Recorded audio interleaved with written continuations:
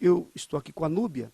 Nós vamos falar de um assunto hoje que é bastante importante, porque temos recebido não apenas e-mails, como também temos atendido vários casos de obreiros com problemas no casamento. E é uma coisa muito séria, porque, infelizmente, em alguns casos, alguns se separaram e outros estão pensando em se separar. E isso não é normal. Não é normal uma pessoa de Deus, não importa se é obreiro, se é pastor, se é membro, você é de Deus.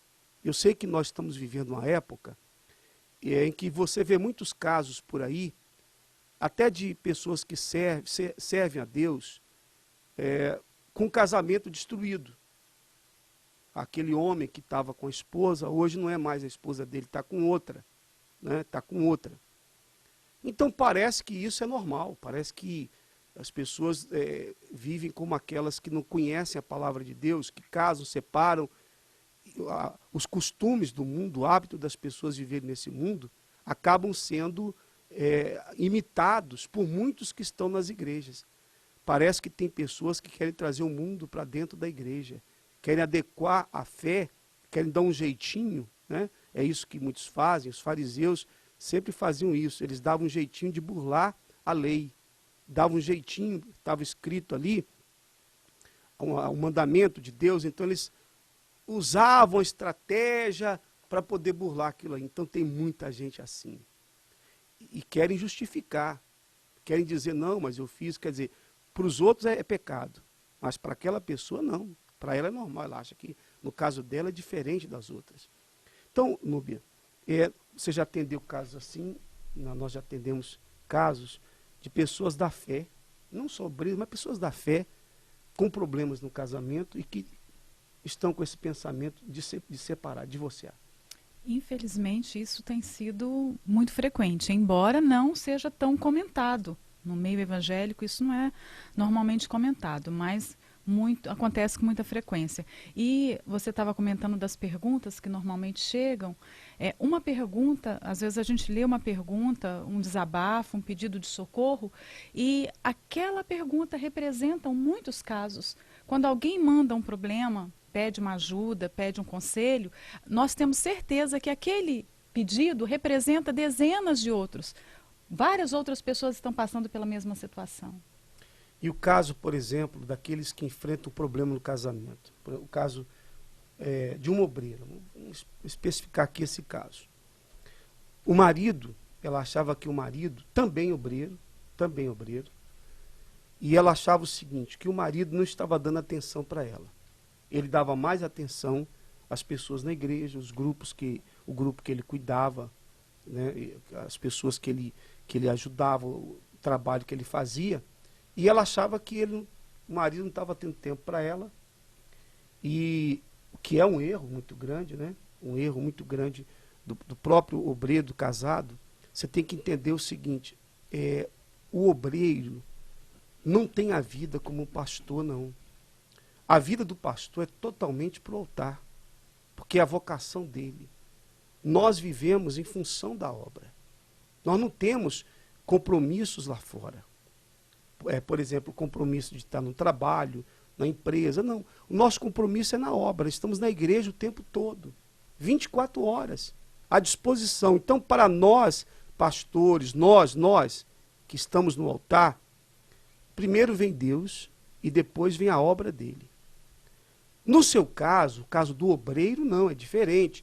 O obreiro vem Deus, em primeiro lugar, a família, que tem a família dele, e depois a obra. Então você tem que cuidar da sua família, não é? Porque você não foi chamado para fazer a obra no altar, a exemplo do pastor. Então o que você faz como obreiro? Você tem que administrar a sua vida. Você tem que ter o seu tempo para o seu trabalho secular, né? Se você é empresário, se você trabalha numa empresa, ou é autônomo, você tem o seu trabalho, você tem o seu ganha-pão. Você tem que se sustentar e sustentar a sua família. E você arruma um tempo para fazer o trabalho da obra de Deus, para estar na igreja, para participar do culto, para evangelizar, enfim. Você tem que cuidar do seu casamento, cuidar da sua família, não é? E o tempinho que você vai ter para a obra de Deus. Você tem que saber administrar isso. Então, quando surgem as dificuldades, por exemplo, a mulher diz, meu marido não está tendo tempo para mim, não está me dando atenção, está frio, está assim, assim, assim, eu acho que esse casamento não tem mais como continuar, para mim esse casamento já está no fim, já conversei com ele várias vezes, ele não quer me ouvir, ele não dá atenção. Então a pessoa fica desgastada e vem o pensamento de divorciar. Mesmo o pastor que fica assim 100% com o seu tempo, né, tempo integral na obra de Deus, ele deve fazer tempo para a família. Nós somos orientados a isso. Imagina o obreiro, que não está ali 100% do seu, né, da sua vida dedicada à igreja. Então, você vê que na fase do namoro é tão comum se fazer tempo para outra pessoa, se verbalizar o sentimento, fazer momentos divertidos junto. Quando você vê um casal namorando, você já imagina que eles estão no telefone trocando mensagem, eles arrumam maneiras de mostrar que o outro é importante. Quando casa, como se tivesse conquistado, nós percebemos muito isso no comportamento masculino, é como se ele percebesse que eu já conquistei, e agora eu não preciso fazer mais nada.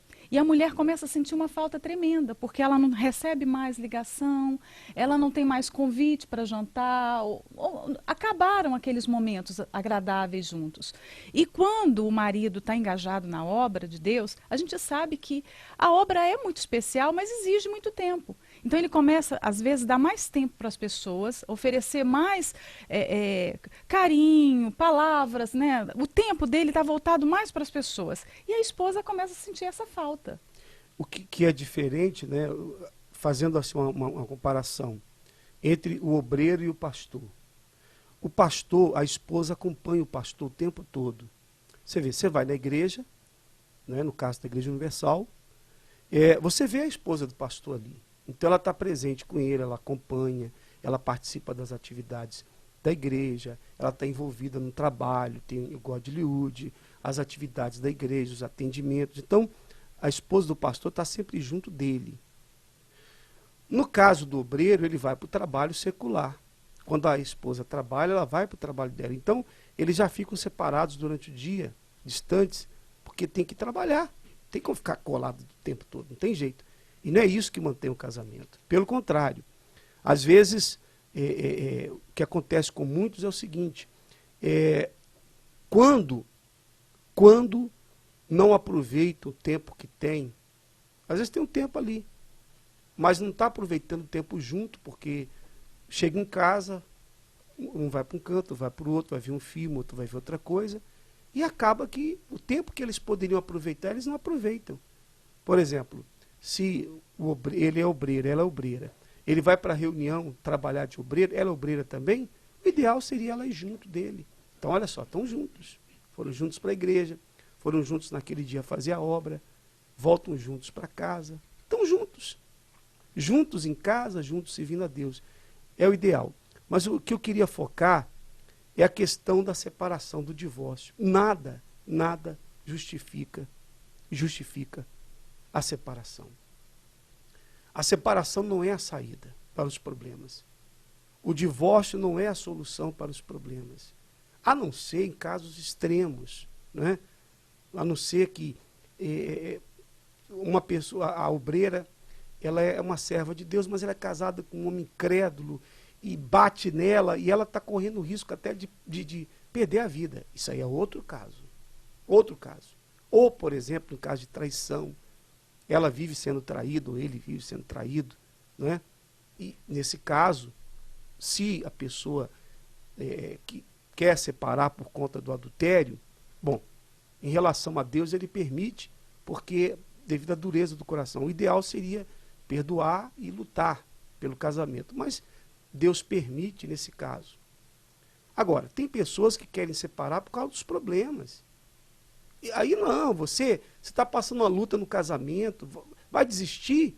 Qual o conselho que você daria para uma mulher que chega na igreja com problema? Você diria para ela desistir do casamento? Por pior que fosse o problema dela, se chega uma mulher na igreja dizendo assim, meu marido não me dá atenção, meu marido não tem tempo para mim, meu marido está me desprezando, meu marido está frio comigo. Você, obreira, Você ia dizer o que para essa mulher? Larga esse homem, é isso que você ia falar? Ou você ia dizer para ele assim, ó, luta, usa a fé, porque Deus vai abençoar. Ora, se o conselho seu seria esse, para aquela mulher lutar, e quando chega no seu caso? Qual a solução? Qual a solução? Não é você confiar em Deus também, pedir o Espírito Santo para mudar a situação, para tocar no seu marido, não é? E outra coisa, se os dois são obreiros e você está com problema no casamento, chega até o pastor da igreja, chega até o pastor e fala, pastor, eu queria conversar, queria que o senhor chamasse meu marido aqui, nós dois, porque nós estamos vivendo uma situação difícil. E eu queria ajuda, eu quero ajuda, né? E o pastor vai sentar os dois, vai conversar, vai orientar. É isso que tem que ser feito. Mas sabe qual o grande problema? As pessoas acabam pedindo ajuda quando é muito tarde. É como aquela doença que no início, ela nem é tão grave, ela tem tratamento. Você vai identificá-la, diagnosticá-la e dar o tratamento adequado. Mas no caso do problema familiar, do problema conjugal, normalmente os obreiros têm demorado muito para pedir ajuda. Então, quando chega até o pastor, já chega com esse pensamento que a única solução é o divórcio, que já não tem mais jeito, né? E como você estava dizendo, nem sempre é por um motivo grave. Normalmente é por um motivo de convivência, são diferenças, são problemas que vão se acumulando ao longo dos anos. E não existe divórcio sem trauma. Isso é mentira. Quando você se casa, você se torna uma só carne. E o casamento é a única coisa na Bíblia que fala-se disso, que duas pessoas se tornam uma só. É uma matemática de Deus isso, né? Então, como que você vai separar o que se tornou um corpo só, sem trauma? É uma mutilação. Isso vai doer. Se tem filhos, vai gerar problemas nos filhos. Então, é muito melhor você buscar ajuda e se esforçar, obedecer os conselhos, obedecer a palavra de Deus e lutar pela restauração do seu casamento, como você já orientou outras pessoas a fazerem, né? Do que partir para um extremo desse. Você que está vivendo essa situação, né, esse momento difícil no seu casamento, nós vamos falar mais sobre isso nos próximos programas, tá bom? Eu tenho a certeza que muitas dúvidas serão esclarecidas. Eu queria até que você mandasse e-mails, você que diz assim, olha, eu estou passando essa situação. Não vamos falar seu nome, não vamos mencionar nada disso. Vamos preservar a sua identidade, você pode estar certo disso. Mas vamos responder a sua pergunta, e que vai ser a pergunta de muitos e que vai ajudar a muitos. Então,